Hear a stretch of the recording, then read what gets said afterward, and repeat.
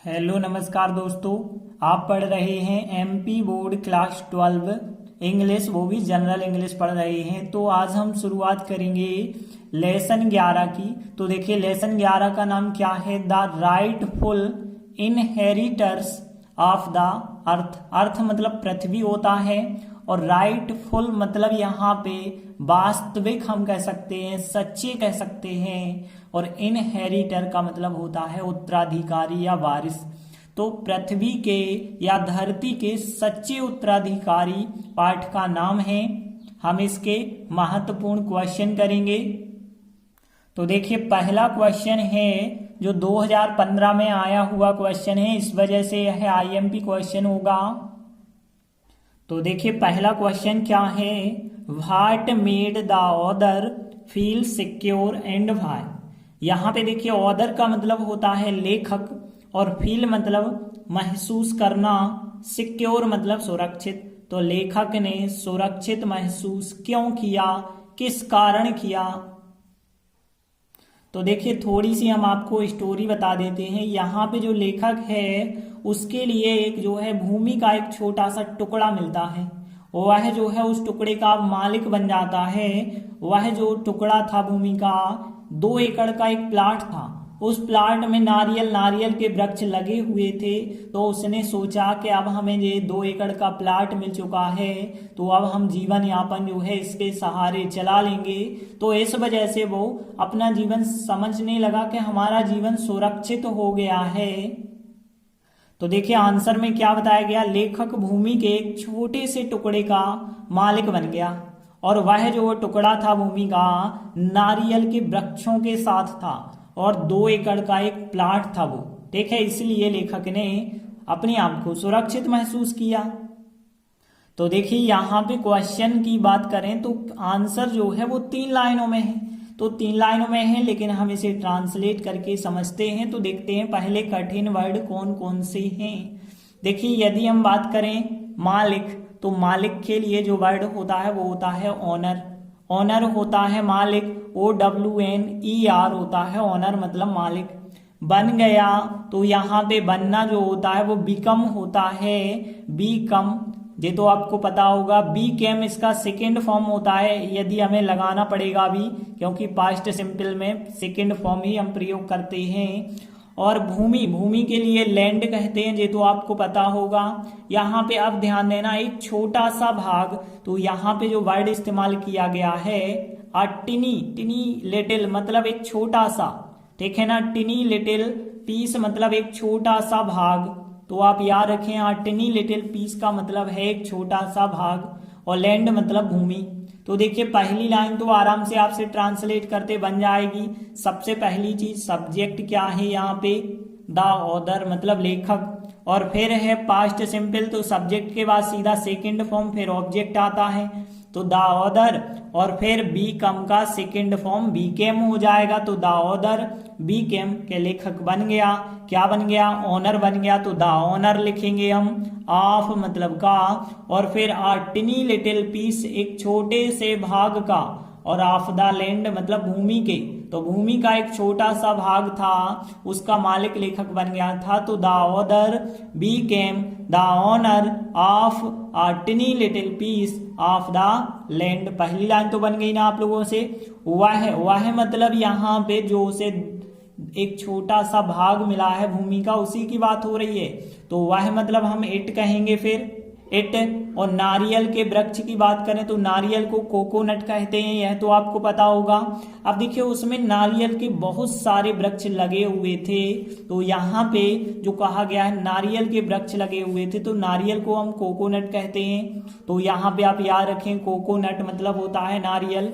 और PALM मतलब होता है पाम, मतलब होती है हथेली। लेकिन कोकोनट पाम से यदि हम कह देते हैं मतलब नारियल के वृक्षों की जो है हथेलियां हो जाएगा। यहाँ नारियल के वृक्ष की हथेलियों से मतलब नहीं है, जब नारियल के बहुत सारे वृक्ष लगे होते हैं, इकट्ठा झुंड होता है, तो उसे अंग्रेजी में कहा जाता है कोकोनट पाम्स। तो यहाँ पे कोकोनट पाम्स हो जाएगा, विथ हो जाएगा। और फिर 2 एकड़ को एकर लिखते हैं, तो ACRE होता है एकड़। ठीक है ना, लेकिन लिखा एकड़ जाता है और आप मतलब का आप प्लाट कह सकते हैं, एक प्लाट, ठीक है ना, आप प्लाट मतलब एक प्लाट। तो देखिए वह 2 एकड़ का एक प्लाट था, सिंपल है बिल्कुल, एक सामान्य पास्ट है। सामान्य पास्ट को आप कैसे बनाते हैं, सब्जेक्ट और फिर वाज वेयर सहायक क्रिया फिर ऑब्जेक्ट आप लिख देते हैं, इसी टाइप से तो बनाते हैं। तो इट और फिर इट के साथ वाज सहायक क्रिया, इट वाज मतलब वह था, और फिर इसके बाद लिखेंगे आप 2 एकड़ का प्लाट। तो देखिए यहाँ 2 एकड़ प्लाट कह सकते हैं, 2 एकड़ प्लाट पूरा इकट्ठा लिखा जाएगा तो 2 एकड़ प्लाट हो जाएगा, लेकिन आर्टिकल हम यहाँ पे ए लगा रहे तो 2 एकड़ प्लाट मतलब 2 एकड़ का एक प्लाट। और फिर विथ कोकोनट पाम्स मतलब यहाँ पे कोकोनट जो नारियल थे उनके वृक्षों का झुंड के साथ, तो यहाँ पे it was 2 acre plot with coconut palms हो जाएगा। और फिर इसके बाद अगली लाइन सो लगा के, सो मतलब इसलिए लेखक ने सुरक्षित महसूस किया, तो यहाँ पे देखिए बिल्कुल यही लाइन आएगी, लेकिन थोड़ी सा चेंज होके आएगा, सो द ऑथर इसलिए लेखक ने। अब यहाँ पे फील जो था अब हो जाएगा यहाँ उसका सेकंड फॉर्म। तो सेकंड फॉर्म फील का क्या होता है, फेल्ट होता है, तो फेल्ट लिखेंगे। और सिक्योर मतलब सुरक्षित, तो सिक्योर की स्पेलिंग तो क्वेश्चन में दी गई है। तो सो द ऑथर इसलिए लेखक ने, फेल्ट मतलब महसूस किया, सिक्योर मतलब सुरक्षित महसूस किया। तो देखिए यहाँ पे तीनों लाइन रिवाइज कर दें हम। The author became the owner of a tiny little piece of the land, it was a 2 acre plot with coconut palms, so the author felt secure.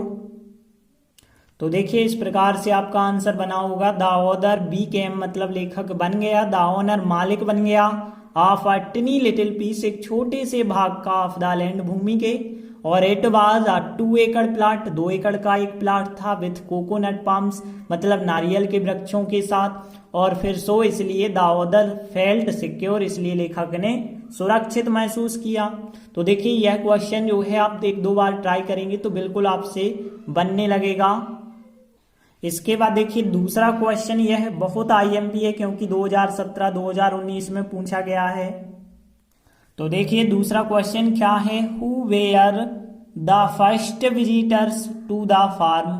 Farm होता है खेत, तो खेत जो विजिटर्स मतलब यात्री होता है, तो सबसे पहले यात्री कौन थे। और फिर फार्म मतलब खेत में आने वाले, तो हम कह सकते हैं खेत में आने वाले सबसे पहले यात्री कौन थे। अब देखिए लेखक जो है एक 2 एकड़ के प्लाट का मालिक बन गया था, उसमें नारियल के वृक्ष लगे हुए थे। तो अब क्या होता है, उसके जो खेत में अब बहुत सारे जो है पक्षियों का, हर चीज का आना जाना, जानवरों का आना जाना शुरू हो जाता है। तो सबसे पहले कौन आया था हमसे ये पूछा गया है, तो सबसे पहले जो है पक्षी आए थे और जो है तितलियां आई थी। तो सबसे पहले विजिटर्स जो यात्री थे वो कौन थे, पक्षी और तितलियां। इसके बाद और भी जानवर आने लगे थे, लेकिन हमें बताना है कि पहले यात्री कौन थे, तो पक्षी और तितलियां। तो यहाँ पे देखिए बताया भी यही गया, पक्षी और तितलियां खेत में आने वाले सबसे पहले यात्री थे या पहले ही यात्री थे कहें। तो देखिए बर्ड्स एंड बटरफ्लाइज, बस आपके लिए बर्ड्स एंड बटरफ्लाइज लिखना होगा और बाकी सब क्वेश्चन की ही लाइन लिखनी होगी। तो बर्ड्स तो आपको पता ही होगा और बटरफ्लाइज भी आपने सुना होगा।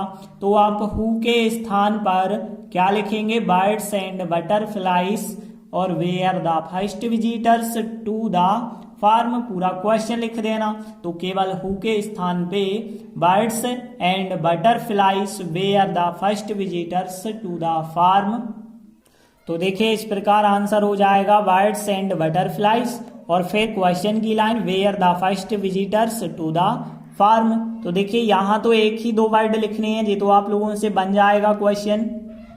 देखिए तीसरा क्वेश्चन और ज्यादा मोस्ट क्वेश्चन, क्योंकि 2011, 2014, 2020 में आया हुआ क्वेश्चन है, तो इसे हम अच्छे से समझेंगे क्योंकि यह तो हमें बिल्कुल याद करना ही होगा। तो देखिए तीसरा क्वेश्चन क्या है, राइट टू वेज, वेज मतलब तरीका, तो दो तरीके लिखिए इन विच जिनसे या जिनमें हम कह सकते हैं द क्रोज कौओं ने इरिटेटेड नाराज कर दिया द ऑथर मतलब लेखक को। तो वे दो तरीके कौओं के कौन से थे जिनसे लेखक नाराज हो गया था। तो देखिए यहाँ पे अभी हमने जो है पिछले क्वेश्चन में चर्चा की कि जो उसका खेत था उस खेत पे जो है पहले आते हैं बर्ड्स आ जाते हैं और बटरफ्लाइज आ जाती हैं। अब बर्ड्स आए मतलब कौवे आ चुके थे। अब कौवों की आदतें जो है खराब लगती थी लेखक को। कौन कौन सी, देखिए एक तो कौवे की आवाज जो होती है वो तेज होती है और बिल्कुल कर्कश आवाज होती है, तो इस वजह से कौवे की हर आदतें खराब लगती हैं। और दूसरी चीज कौवा क्या करता है, छोटे छोटे पक्षियों पर जो है झपटता था। तो ये दो ऐसे तरीके थे जिनसे लेखक कौवों से नाराज था। तो देखिए क्या बताया गया, कौवा तेज और कर्कश आवाज करते थे और वे छोटे पक्षियों पर झपटते थे। इसी ने मतलब इन दोनों चीजों ने लेखक को क्या कर दिया, नाराज कर दिया। तो देखिए अब हम इन लाइनों को ट्रांसलेट करते हैं। तो देखिए यहाँ तेज लाउड होता है, ये तो आपको पता है। कर्कश मतलब एक भद्दी आवाज करते थे, तो यहाँ रफ कहेंगे हम, ठीक है ना, रफ ध्यान रखना। तो रफ लिखा गया है कर्कश के लिए, बिल्कुल रद्दी आवाज होती है उनकी, तो ROUGH रफ, ठीक है ना। तो रफ यहाँ पे लाउड एंड रफ, और साउंड मतलब उनकी जो आवाज निकलती है उसे साउंड कहा गया है, तो हम कह सकते हैं लाउड एंड रफ साउंड। अब देखिए आवाज करते थे, देखिए वैसे करना होता है डू, लेकिन जब आवाज करने की बात होती है तो डू नहीं होता, फिर वहां मेक क्रिया का इस्तेमाल होता है। तो यहाँ पे पहली लाइन देखिए कैसे हम ट्रांसलेट करेंगे, कौआ मतलब यहाँ पे द क्रोज कह सकते हैं, कौओं की बात हो गई। अब देखिए कौआ तेज और कर्कश आवाज करते थे, past simple second form subject के बाद, तो यहाँ सब्जेक्ट होगा द क्रोज मतलब कौआ, और फिर मेक का सेकेंड फॉर्म मेड, तो यहाँ पे मेड मतलब करते थे और क्या करते थे, लाउड एंड रफ साउंड। तो द क्रोज कौआ मेड मतलब करते थे लाउड एंड रफ साउंड। और आगे की लाइन और वे मतलब एंड दे, छोटे पक्षियों पर। अब देखिए छोटे पक्षियों के लिए क्या कहा जाता है, छोटे पक्षी मतलब कहने का अर्थ है पक्षियों के छोटे छोटे बच्चे। तो देखिए पक्षियों के जो छोटे छोटे बच्चे होते हैं उन्हें कहा जाता है चिक्स, ठीक है ना। तो ध्यान रखना पक्षियों के छोटे छोटे बच्चों को क्या कहा जाता है, चिक्स। और फिर यहाँ पे ON ऑन मतलब होता है पर, और यहाँ पे बस ध्यान देना झपटना, तो झपटना के लिए जो वर्ड होता है वो होता है सूप डाउन। तो यहाँ पे सूप डाउन मतलब होता है झपटना, दोनों शब्द एक साथ होते हैं, ध्यान रखना है। सूप डाउन मतलब झपटना और इसका सेकेंड फॉर्म सूप्ड डाउन, झपटते थे सूप्ड डाउन हो जाएगा। तो देखिए पास्ट सिंपल फिर है सब्जेक्ट सेकेंड फॉर्म, फिर बाकी बचा ऑब्जेक्ट। तो देखिए एंड दे और वे सूप्ड डाउन झपटते थे ऑन द चिक्स मतलब छोटे छोटे पक्षियों पर। तो एंड दे और वे सूप्ड डाउन झपटते थे ऑन द चिक्स मतलब छोटे छोटे पक्षियों पर। अब अगली लाइन इसी ने मतलब दिस कह सकते हैं हम, दिस मतलब इसी चीज ने, तो दिस हो जाएगा। और फिर लेखक को नाराज कर दिया, तो दिस मतलब इसी ने, और फिर नाराज कर दिया, किसे नाराज कर दिया, लेखक को। तो यहाँ पे जो लिखा हुआ है इरिटेटेड द ऑथर मतलब लेखक को नाराज कर दिया, तो दिस मतलब इसी ने, फिर इरिटेटेड जे लिखा, इरिटेटेड द ऑथर मतलब लेखक को यह लिखा। तो देखिए एक बार रिवाइज कर दें हम, द क्रोज मतलब कौआ, मेड मतलब करते थे, लाउड एंड रफ साउंड तेज और कर्कश आवाज, एंड दे सूप्ड डाउन और वे झपटते थे ऑन द चिक्स छोटे छोटे पक्षियों पर, दिस इरिटेटेड द ऑथर इसी बात ने लेखक को नाराज कर दिया। तो देखिए आंसर कैसे बना है, द क्रोज कौआ मेड करते थे, लाउड एंड रफ साउंड करते थे, तेज और कर्कश आवाज करते थे, एंड दे सूप्ड डाउन और वे झपटते थे ऑन द चिक्स छोटे छोटे पक्षियों पर, दिस इसी चीज ने इसी ने, इरिटेटेड नाराज कर दिया, द ऑथर मतलब लेखक को नाराज कर दिया। देखिए अगला चौथा क्वेश्चन देखें, यह एक भी परीक्षा में नहीं आया लेकिन फिर भी इसे करके जरूर चलें। तो देखिए चौथा क्वेश्चन क्या है, व्हाट सिमिलरिटीज मतलब कौन सी समानता डिड द हैक्स, हैक्स होती हैं बाज, तो बाज की बात हो रही है शेयर विथ क्रोस, कौओं के साथ, और शेयर मतलब यहाँ पे बांटना नहीं है, रखना है। तो यहाँ पे हम कह सकते हैं बाज कौओं से कौन सी समानता रखती थी। तो देखिए पाठ में बताया गया है जैसे कौआ छोटे छोटे पक्षियों पर झपटते थे वैसे बाज भी झपटती थी, और बाज बिल्कुल उसी इरादे के साथ नारियल पर बैठ जाती थी कि छोटे छोटे पक्षी मिलेंगे हम उन पे झपटेंगे। कौआ भी इसी प्रकार से बैठ जाते थे कि ऊपर से देखते थे और छोटे छोटे पक्षियों पर वो झपटने लगते थे, तो वैसे ही बाज भी करती थी। तो देखिए क्या बताया गया, बाज उसी इरादे के साथ नारियलों पर बैठते थे, मतलब जैसा जो है कौओं का इरादा था वैसा ही बाज का इरादा था। अर्थात मतलब और आगे समझा रहे हैं कि वे भी मतलब यहाँ बाज भी कौओं के समान छोटे पक्षियों पर झपटती थी। तो देखिए यहाँ पे कैसे हम इनका ट्रांसलेट करते हैं। तो देखिए पहली लाइन देखिए, दूसरी लाइन तो देखिए यहाँ पे अभी हमने चिक्स बताया, छोटे छोटे पक्षियों पर झपटना बताया, सूप्ड डाउन, बिल्कुल 2 वर्ड आपके काम में तो पिछले ही क्वेश्चन के आ गए। अब देखिए यहाँ पे यदि हम बात करें उसी की बात होती है तो बिल्कुल सेम मतलब बिल्कुल वही, उसी की बात हो गई। इरादा जो होता है इंटेंट होता है, ध्यान रखना, इंटेंट का मतलब होता है इरादा। तो इंटेंट वर्ड तो आपको पता था, इंटेंट मतलब इरादा। द सेम इंटेंट बिल्कुल वही इरादा कह सकते हैं, द सेम इंटेंट बिल्कुल वही इरादा, विथ मतलब के साथ, नारियलों को कोकोनट्स, ऑन मतलब होता है पर, लेकिन यहाँ पे ध्यान देना बैठते थे के लिए कौन सा शब्द होगा, तो यहाँ पे वैसे सेट नहीं है, पक्षी जो बैठते थे उनके लिए पर्च कहा जाता है। पर्च का सेकेंड फॉर्म पर्च्ड होता है। तो देखिए यदि हम वाक्य देखें तो बाज नारियलों पर बैठते थे, पास्ट सिंपल, सब्जेक्ट के बाद आपका सेकेंड फॉर्म, फिर बाकी जो बचा होगा वो सब क्या हो जाएगा आपका ऑब्जेक्ट। तो देखिए द हेक्स मतलब बाज, पर्च्ड मतलब बैठते थे, ऑन द कोकोनट्स मतलब नारियलों पर बैठते थे, विथ द सेम इंटेंट उसी इरादे के साथ, इंटेंट मतलब इरादा और सेम मतलब बिल्कुल वही, तो same intent, the same intent, तो द हेक्स मतलब बाज पर्च्ड बैठते थे, on the coconuts with the same intent, अर्थात के लिए आप लोगों को पता होगा, पढ़ा होगा आप लोगों ने, दैट इज होता है, दैट इज शॉर्ट में आप इसे I.E भी कह देते हैं। तो देखिए दैट इज ही आपको लिखना है, दैट इज, और फिर दे मतलब वे। अब देखिए भी के लिए जो वर्ड होता है TOO होता है, आल्सो भी होता है, लेकिन यहाँ टू लिखा गया है, दे टू मतलब वे भी,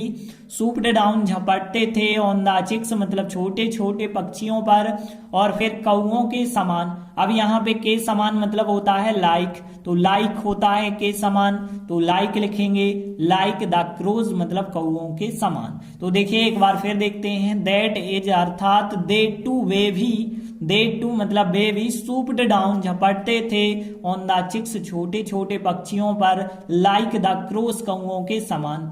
तो यहाँ दोनों लाइनें आप देखेंगे, द हेक्स मतलब बाज perched on the coconuts with the same intent, that is they too swooped down on the chicks like the crows। तो देखिए इस प्रकार से आंसर बना होगा, द हेक्स मतलब बाज पर्च्ड बैठती थी, ऑन द कोकोनट्स नारियलों पर, विथ द सेम इंटेंट उसी इरादे के साथ, दैट इज अर्थात दे टू वे भी, सूप्ड डाउन झपटती थी, ऑन द चिक्स छोटे छोटे पक्षियों पर, लाइक द क्रोस कौओं के समान। तो देखिए इस प्रकार से यदि आप इसे 1-2 बार ट्राई करेंगे तो यह भी आपसे बनने लगेगा। तो देखिए आज हमने 4 इंपॉर्टेंट क्वेश्चन किए, आगे के वीडियो में हम आगे के इंपॉर्टेंट क्वेश्चन करेंगे। तब तक के लिए धन्यवाद।